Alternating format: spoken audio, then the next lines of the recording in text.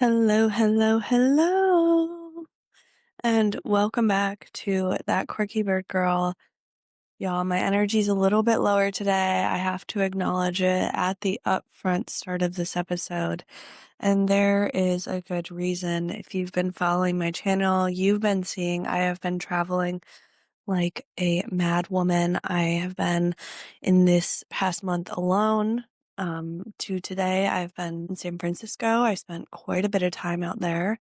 I was in Seattle, and then I went to Nashville for a separate conference. I have been bouncing around everywhere, you guys, and I have officially hit a wall, one of which has left me in tears. And not because,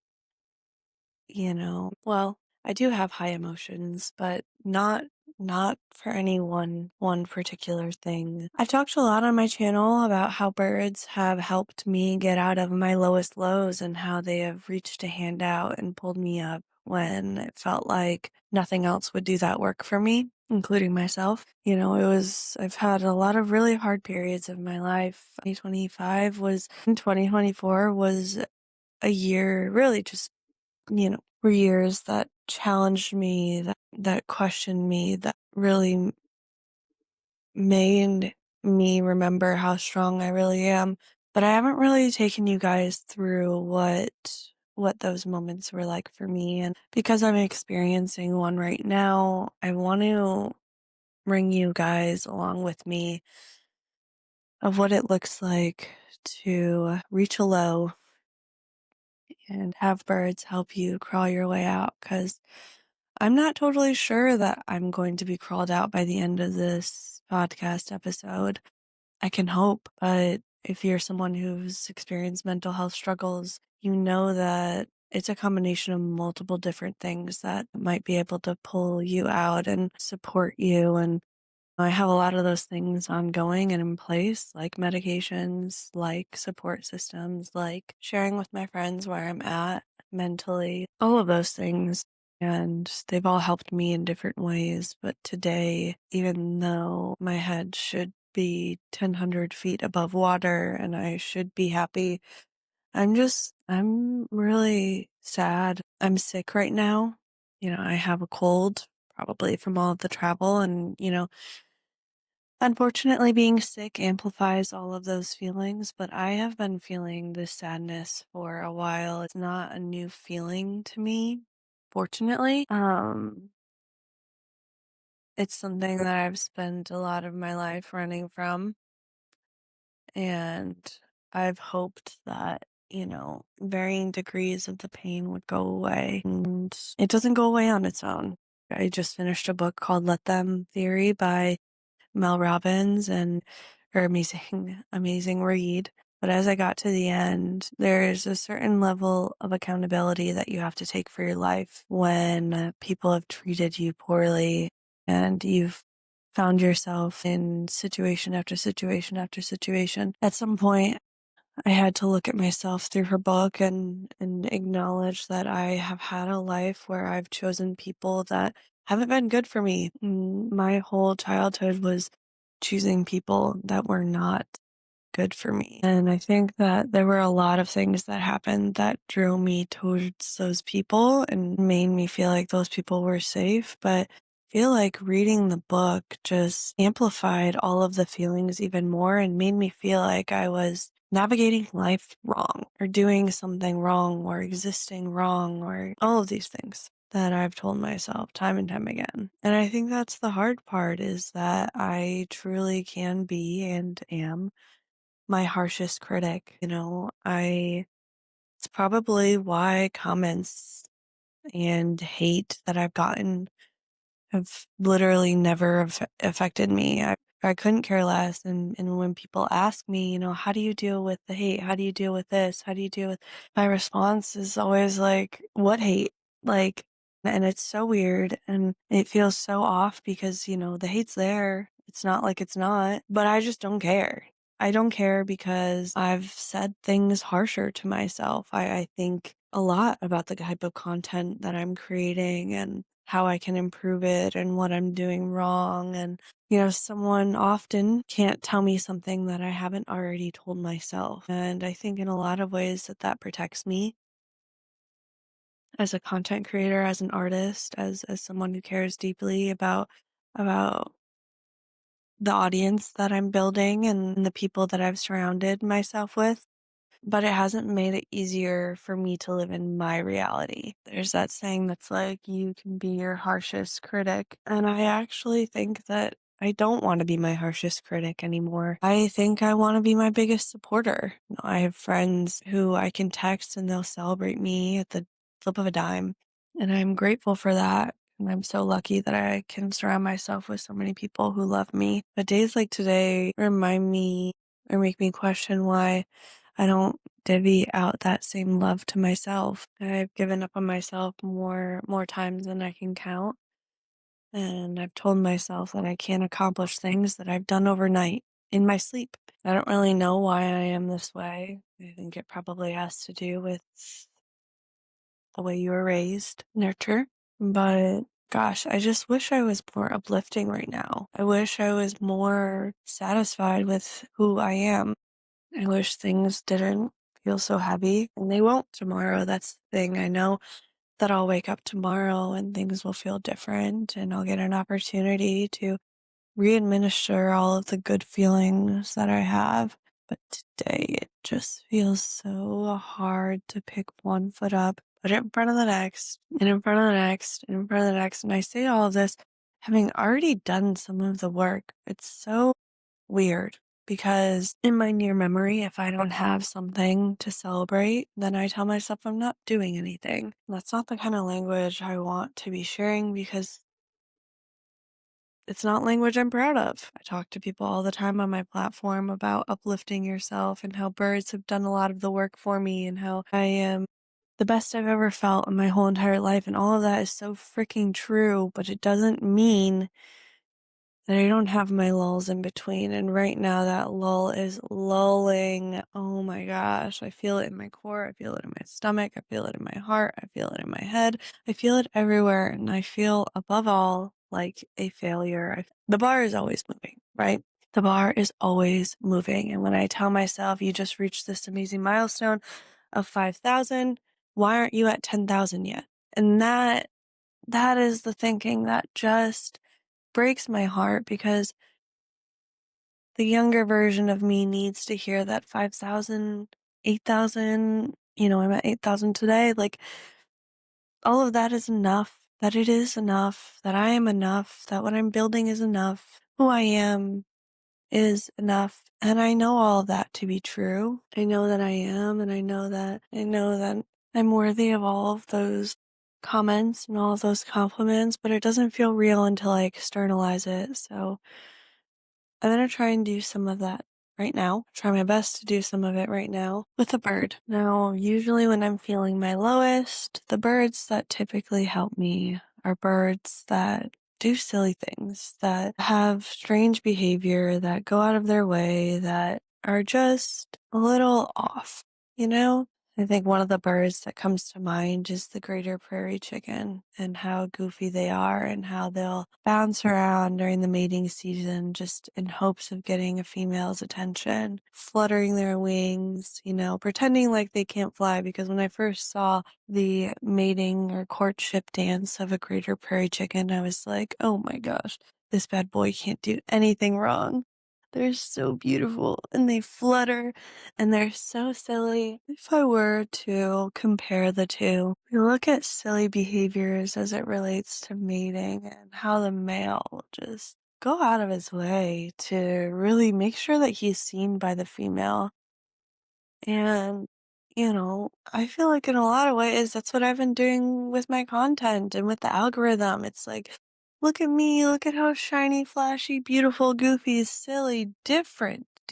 Look at how different I am. And that's all I've been trying to do. Just show the platform I'm different. I stand out. I'm exciting. I've got so much to offer. And it's been this look at me journey where honestly, it's been hard to grow, you guys. Like, it's not easy to grow a multi-platform channel. But I show up every single day and I do that silly dance just like a California quail, and I do that silly dance just like a greater prairie chicken, and I continue to show up every single day because I know that just fluttering my wings is enough. That fluttering my wings, that building up that momentum, that pushing back against the wind and against the waves and against sometimes it can feel like life is torment when all you have coming against you is wave after wave after wave and they keep hitting your shore.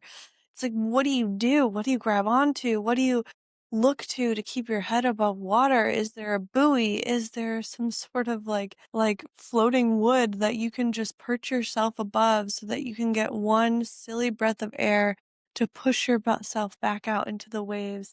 But this time, not because the waves are keeping you under, because the waves are pushing you up, because you have become the wave. You move with the wave like a bird, like a wandering albatross. You don't feel the need to push against anymore. You use its momentum to cast you across the ocean and to overplay you into all the environments that you so readily deserve to be in, where the food is abundant, the people are happy, and the opportunities just keep coming and they keep flowing and they keep just showing you that you're worthy of them and how you can continue to take advantage of them and grow with them. All of these reminders that birds give us that you don't have to give up today. You can keep going, that you can keep pushing back, that just because you're losing all of your feathers today doesn't mean that you'll get them back tomorrow, brighter, more beautiful, because that's what happens to birds, you guys.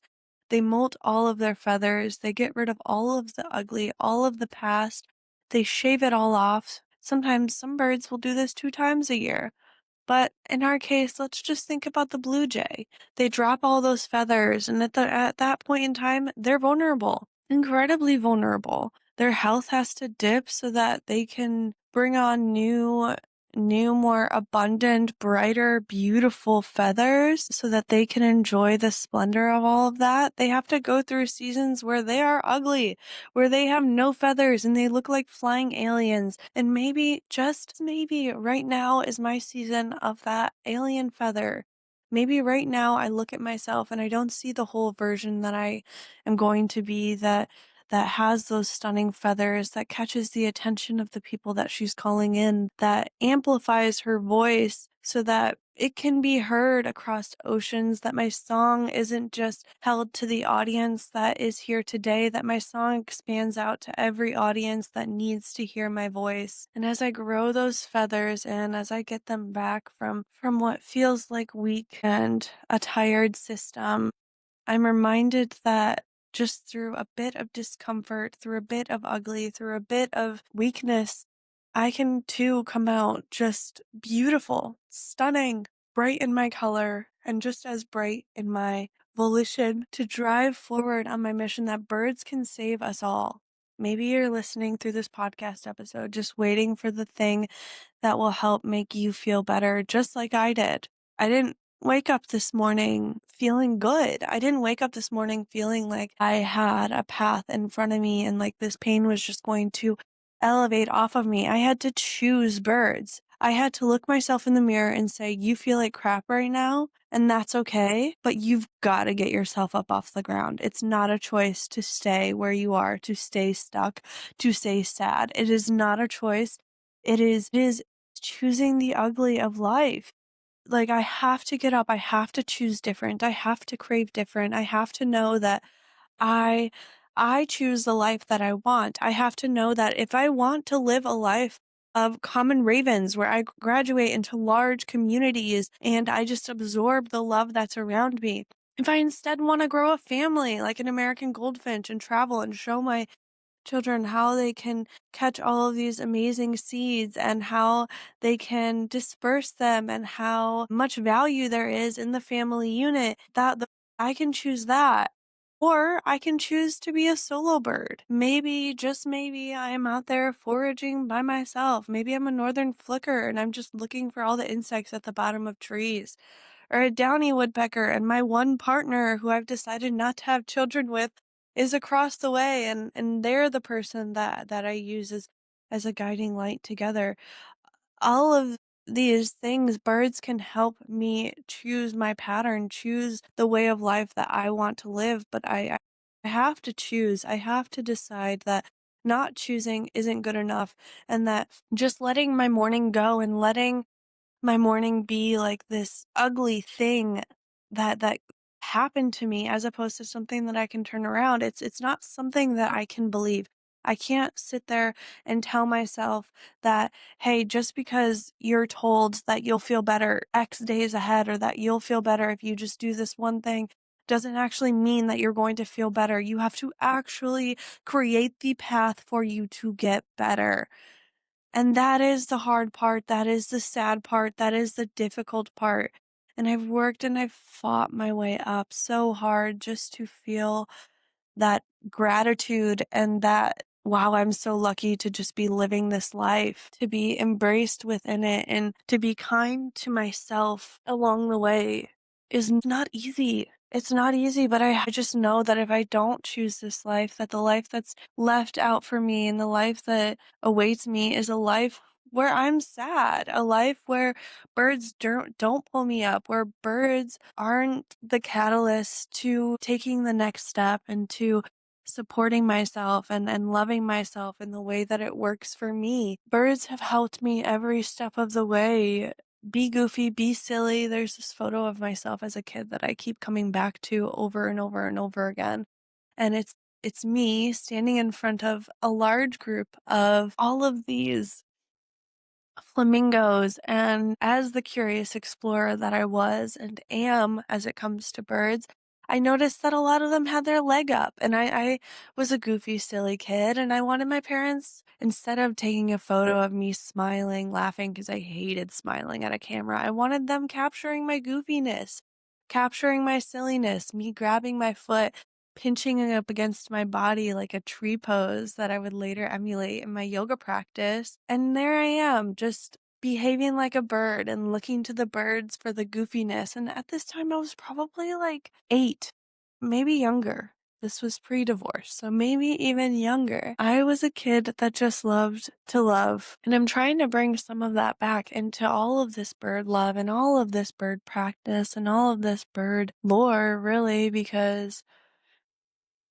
I know that birds can help me more if I just give them the power to do so. I know that birds can change my life. I know that birds can enable and enact emotions in me that I haven't been able to access since I was a kid. And I've done some of that here on this channel time and time again, honestly, with you all.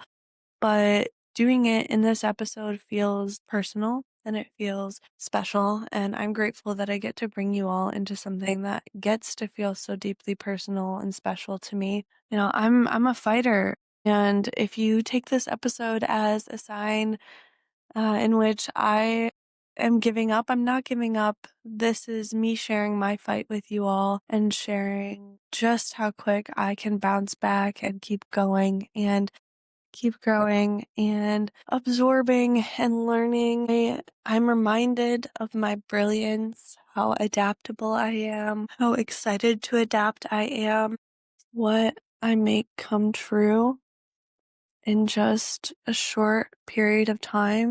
You know, much like a sandhill crane, when they say it's time to migrate, they migrate. And boy, oh boy, have I migrated. I look back at my journey again over this past year, and moving to New York City from Chicago was not an easy migration. I had to land on my feet somehow in this environment, in this massive city, and figure out how I can make myself stand out, how I can be memorable, how I can show my love and show my joy and show my passion in these small, quick windows that I have with people. Because the thing about New York City, it's the ultimate ADHD city. People are moving so fast. It's so quick. Everything is so bang, bang, bang. You have 1 second to make that person remember your name or to make sure that that person remembers your name.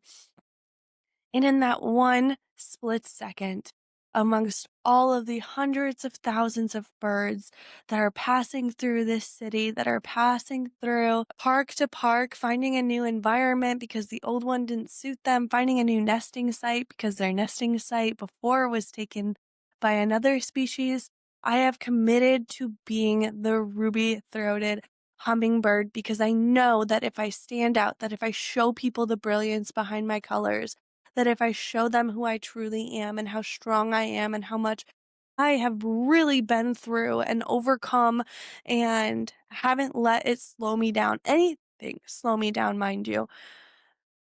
I am proud to say there has not been one point in my life, there hasn't been one area where I have allowed it to slow me down, to keep me back, to hold me back. I have pulled and thrusted forward. I've used birds, I've used anything that I could grasp onto to just show me that I can do it so that I do it because I've always known that I could do it. And it wasn't a matter of if I was actually capable. It was a matter of how I was going to make that thing come true because I've always done what I've said I was going to do. I've always done what I set out to do. And in this case, it's just been building my platform and building a name and building a brand and building something that feels like home to a bunch of people, myself included, that feels worthwhile, that feels safe, that feels enduring, that feels cascading, and it grows as I grow. And all of these beautiful things that I've been able to do with the platform, birds have taught me how to do it. And that sandhill crane that I mentioned just a few minutes ago that helps me remind myself of those migratory traits and how to stay adaptable and how to stay kind to myself through that adaptation. Because you guys, sandhill cranes are traveling in large, massive groups, and oftentimes they're traveling with their young. And, we can imagine what that life is like, but to say the least, it's not easy. And it's a life where you have to be looking for the thing that will keep you above water. You have to be constantly scanning for the thing that you can hold on to that will just keep you above so you can keep going because it's a worthwhile endeavor to just keep going, to just keep pushing forward. And I know that because birds show me that. Because by the time those sandhill cranes that I was just talking about make it their way all the way up to the Arctic, where they make it all the way down to Florida, regardless of where they're going, those environments are diametrically opposed, right? They're so, so, so different. But guess what? The sandhill crane has learned how to adapt, how to modify themselves, how to thrive, how to strive, how to grow their family in environments, in situations that are not ideal. And those are all lessons that we can stand to take away, that we can stand to absorb. I mean, we think about one of my favorite birds. You guys, I've talked about this bird so much. I'm on this page and I tried not to make them a huge catalyst here, but the Western Osprey, they are one of my favorite birds and I love them so, so, so dearly, in part for what they've been able to show me as someone who always needed to look to migratory behavior because my household was shifting all the time as a kid. Like, it allows me to make sense of my childhood in a time when, like, I felt like I genuinely couldn't make sense of it. Like, it didn't make sense to me why I was so sad, why I was so heartbroken, why everything had to change all the time. As an autistic kid, I was like, I don't understand change. I can't fundamentally understand change. All I can understand from it is that I need to adapt, I need to grow, and what's going to help me feel like I can do those things? Birds. I wish that I could say there are more things that have made me feel more comfortable throughout my life and adaptation, but really birds have just been the biggest. And you guys, birds were around during dinosaurs. So if they can handle that, they can handle anything, literally. They can handle anything. And if you find yourself second guessing yourself throughout this episode and in life or tomorrow, this week, whenever that second guessing comes to you, I need you to remind yourself just how strong you are, just how powerful and potent and how capable you are because you are beyond your own means in ways that you don't even recognize quite yet, but that is in your future. It is making its way towards you, but you have to stay on track. You have to keep grasping for the next bird. You have to keep grasping for the next thing that will keep you going because, my friend, you are on a path that the universe couldn't even tell you how amazing it is today. You are growing, you are adapting, you are learning, you are changing, you are doing the amazing things that are going to make a difference in your life, in your loved one's life, in everything that you believe that is set out and set forward to change what you have experienced thus far. Because just because you have had tough and rough and difficult experiences, it does not mean that that is the experience that is meant for you to continue, okay? You have to understand that just because you have gone through hard times, just because you have experienced things that you didn't deserve experiencing, and just because you have felt the pain of 1,000 lives does not mean that you get to take a break. It does not mean that you get to stop. It does not mean that you get to slow down, my love. The world deserves to hear your power. It deserves for you to keep going, and you deserve for you to keep going. You don't deserve a half-baked story where the birds are gathering around you waiting to see all of the amazing things that you're going to do, and you don't fulfill it because you were scared, because it took too much to create that LLC. It took too much to build that. Whatever it is, whatever is holding you back, whatever has got you feeling stuck, if you do not take the chance to make the leap today, you are going to regret it for the rest of your life. So take that break that you need, take the pause that you need, take the breath, look out, look at all the amazing things that you've done so far. Find the bird in the thing that you're going to do next. Find the next amazing thing that you're going to build, that you're going to grow. I don't care if it's a family, I don't care if it's your career, I don't care if it's content, I don't care. Whatever it is that you are doing, it's time you commit yourself to it, because you don't deserve half done. You don't deserve half baked. You deserve fully baked, fully cooked, and fully prepared and ready for you to enjoy the rest of your future. If that's birds, if that is your family, whatever it might be, surround yourself and cook yourself in what's going to uplift you and get you to that point. Because just because I'm down today, just because I'm sick, just because I'm not feeling well, just because of all of these things, it doesn't mean that I'm going to stop. And the birds get me there. They get me to that end point. They get me to see how much I'm capable of and the reality that I can truly build for myself. And I want you to see the same. So if this is your first time tuning into my channel, thank you so much for tuning in. Be sure to hit the subscribe button. I love you guys so, so very much, and I appreciate you for sticking through this wave for me. It's not always this low, and it's going to get high from here. I can't wait to see all the amazing things we're going to do together. Just keep going, my love. Keep pushing forward. Keep showing them what you're capable of, and keep using whatever you're using as a catalyst to get you there. I love you so very, very dearly much, and I can't wait to see you on the next one. See you there. Love you. Bye.